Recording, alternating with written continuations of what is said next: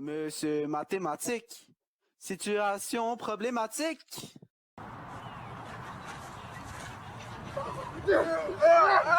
Aïe, aïe! Non, non, non! Non, voilà!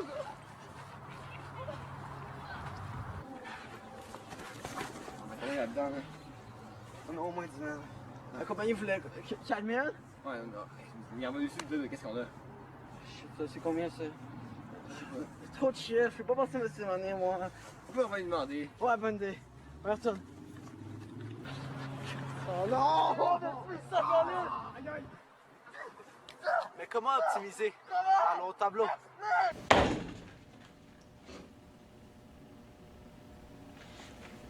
OK. Aujourd'hui, on va parler d'optimisation. Donc, prenons la situation de tantôt où mon cher Olivier se faisait violemment voler. Voici un graphique Y, X, 0. Donc, on va utiliser les restrictions données dans le problème, qui sont le maximum d'argent est 10 000. La compagnie veut au moins 4 000, ce qui laisse maximum 6 000 au voleur. Et, n'oublions pas, la compagnie veut absolument au moins le double des voleurs. Donc, on va premièrement mettre des variables pour chacune des restrictions. Les variables. Donc, les variables. Prenons que X est égal à la somme d'argent des voleurs et Y de leur boss, en tant des accompagnés. Donc, nous savons que X plus Y est égal à 10 000. Nous savons aussi que, ici, la compagnie veut au moins 4 000 $. Donc, nous savons que Y, vu qu'ils veulent au moins 4 000 $, va être plus grand ou égal à 4 000. Et finalement, nous savons que la compagnie veut 2 fois le montant des voleurs, au moins. Donc, nous savons que X, ou plutôt 2X, doit être plus petit ou égal à Y. Donc, voici les variables. Le graphique.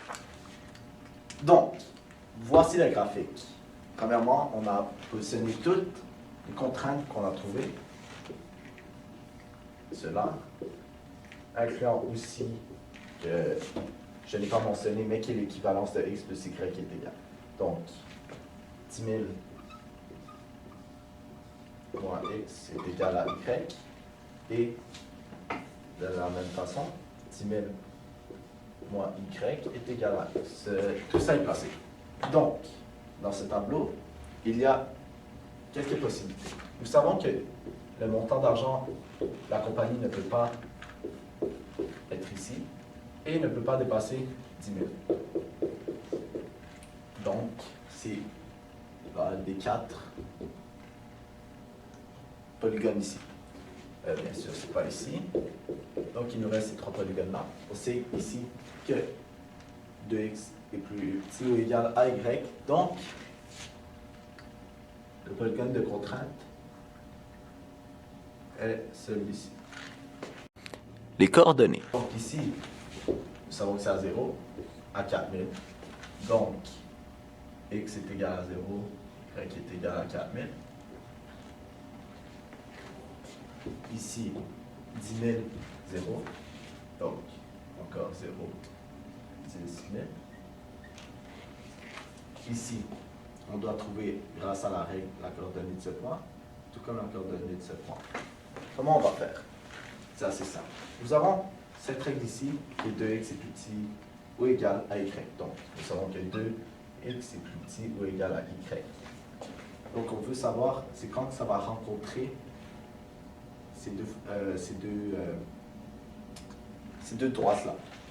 Donc, cette droite-là, c'est assez simple. La formule, c'est y est égal à 4000. Donc, nous savons que y est égal à 4000. Nous supposons que c'est égal à 4000, même si c'est plus grand. Et y est égal à 2.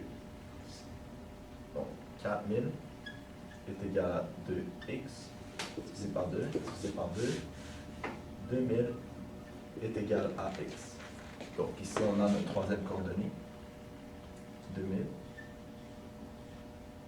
4000. Et maintenant, pour la deuxième droite, ici, nous allons simplement, vu que c'est ça la formule de la droite, 10 000 moins x est égal à y. On veut trouver l'intersection entre 2x est égal à y et 10 000 moins x est égal à y. Donc, 2x est égal à y. Donc, nous remplaçons y par 2x, car y est égal à y pendant l'intersection, ce qui fait 10 000 moins x est égal à 2x. Là, on va faire des calculs algébriques assez simples. 3x est égal à 10 000, ce qui nous donne, divisé par 3, divisé par 3, 10 000 divisé par 3, que nous savons tous, est égal à 3333, virgule 3 périodique. Donc, ce qui nous donne ça, la valeur de x, 3333, virgule, et la valeur en y ici, nous pouvons la calculer k en remplaçant le x par 3333. Donc, ici, c'est 2 fois 3333 est égal à y. Donc, 6666,6 périodique. 6666,1, pas besoin de virgule. Donc, ceci sont les coordonnées. Quelle est la plus avantageuse pour les valeurs? La plus grande somme qu'ils vont obtenir est 3333, ce qui correspond à toutes les contraintes. C'est la moitié, ils ont au moins 4000, et total, ça fait 10 000. Donc tout le monde est content, à part la victime. C'est comme ça qu'on fait. Merci. Merci, monsieur mathématique. Monsieur mathématique, situation problématique. Oh, papa! Je me demande bien c'est quoi ma hauteur selon mon temps! Regardons cela. Donc, vous voulez savoir votre hauteur selon un temps. C'est assez simple en fait. Donc, ceci est une formule sinusoïdale. Où, premièrement, on va faire une petite introduction, juste un peu. Il faut juste savoir que le A, ça affecte, ça dilate en Y, et un A négatif va faire le contraire, et un B, ça contracte en X. C'est juste ça qu'il faut savoir. Donc, les paramètres, assez simple. On va laisser H pour la fin, car on a besoin du reste pour le calculer. A, facile, hauteur maximale, moins hauteur minimale divisé par 2. Assez simple. B, 1 sur le nombre de secondes point C, 1 sur 5. K, hauteur maximale plus hauteur minimale divisé par 2. Et on remplace tout dans la formule, on utilise la hauteur maximale, et boum, on trouve H qui est dans ce cas-là 1,25. Maintenant, on a tous les paramètres, et on peut maintenant trouver la règle. C'est ça. Y est égal à A, dans ce cas, 0,375. Sin de, je vais juste effacer ça, plus vite. Sin de 1 sur 5, parenthèse x moins h, qu'on vient de trouver 1,25. On a parenthèse plus k, que k est dans ce cas-là, 0,625.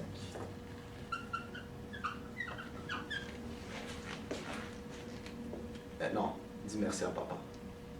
Merci, monsieur mathématique. Monsieur mathématique, situation problématique. Du côté gauche, Olivier Roberge. Du côté droit, Étienne Gradu.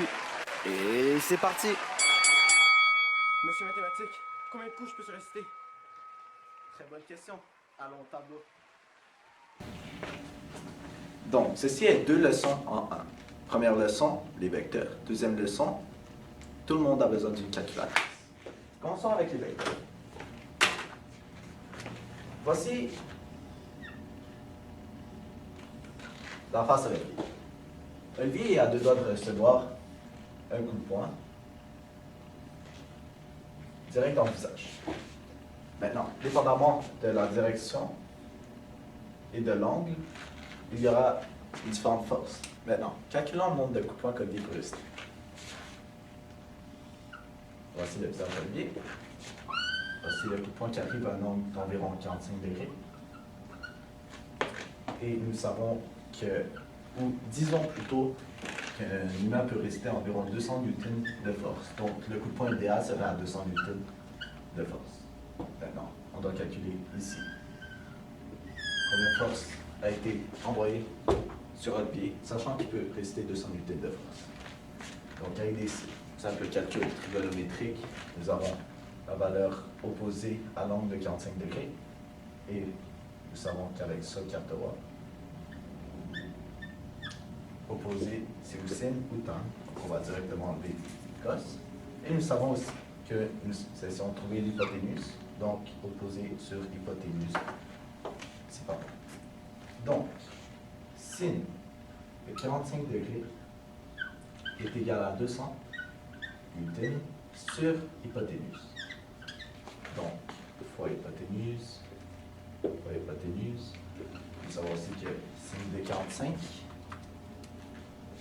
est égal à 0,71.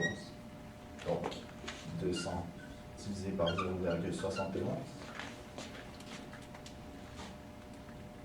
est égal à 281,70 newtons, ce qui veut dire que l'Olivier se ferait complètement détruire. OK. Merci, monsieur mathématique. Monsieur mathématique. Situation problématique. Attends, on glisse pas. Est-ce que ça veut dire que la Terre est plate? Non! Mon papa m'a dit qu'elle était ronde. Monsieur mathématique, venez à ma rescousse! Allons au tableau. Donc, comment savons-nous que la Terre n'est pas plate? Premièrement, voici une représentation de la Terre. La Terre a un centre. Et la force gravitationnelle fait que tous les objets sont attirés vers ce centre. Donc, ceci est la raison pourquoi on ne glisse pas, malgré qu'elle est ronde. Ou si tu tasses à grande taille, ben, ouais. Donc, tous les objets sont attirés vers là. Maintenant qu'on sait pourquoi on ne glisse pas, allons un peu sur comment on a découvert le rayon de la Terre. Car il y a un lien. Premièrement, il y a eu une expérience à Sienne et en Alexandrie. On a calculé les rayons du Soleil. Désolé, ceci est erroné. On a calculé les rayons du Soleil et l'ombre qu'il projetait. Donc, ici, ça formait le rayon. Donc, avec le rayon, comment on va le calculer? C'est en utilisant la distance Alexandrie-Sienne, qui est de 5000 stades, qui peut être converti à 787,5 km. Donc ça, c'est 787,5 km. Maintenant, nous savons aussi que ici, Y correspond à 1/50 du cercle. Maintenant, en utilisant cette formule-ci, R est égal à la distance sur 7 ans. Nous obtenons le rayon est égal à AS, 787,5 km, sur 1 sur 50. Ce qui nous donne la réponse 39 375 km. Merci, monsieur mathématique. Monsieur mathématique. Situation problématique. Oh, Erlin! Nous sommes à 10 mètres de distance! Je me demande vraiment quel est le foyer, vu que la hauteur initiale est de 1,82 m. Oh, je ne sais pas! Mais un truc que je sais, c'est que le ballon monte à une hauteur de 3 mètres! Damn, that's Oh! Mais Erlin! Comment allons-nous trouver le foyer? Savez-vous, les enfants? Monsieur mathématique! Calculons le foyer. Donc, pour calculer le foyer, premièrement, il faut faire un petit résumé des coniques et plutôt des coniques par rapport aux paraboles.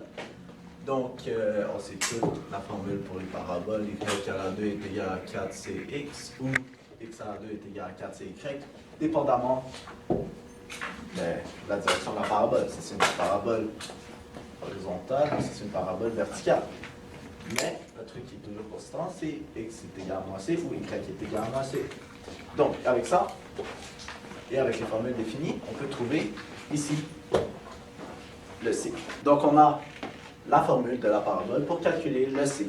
Donc, moins 4c, en parenthèse y moins 3, ferme la parenthèse, est égal à x à 2, vu qu'on a remplacé avec toutes les données qu'on a de la parabole. C'est qu'avec plein de calculs, ben, on sait comment on remplace, on fait à la 2 divisé par moins 4, etc. Ça nous donne que c est égal à 5,68. Maintenant, sachant que c est égal à 5,68 et sachant aussi qu'on est dans une parabole ouverte vers le bas, on peut calculer le foyer à partir de ça. Donc, on sait que c, quand on soustrait c à k, ça va nous donner le foyer. Et on sait que dans ce cas-là, k est le sommet, donc k est égal à 3. Donc maintenant, on sait que k, qui est 3, moins c, qui est 5,68, est égal au foyer. Alors c'est correct, on sait ce qui fait moins 2,68 est égal au foyer de cette parabole. Merci, monsieur mathématique.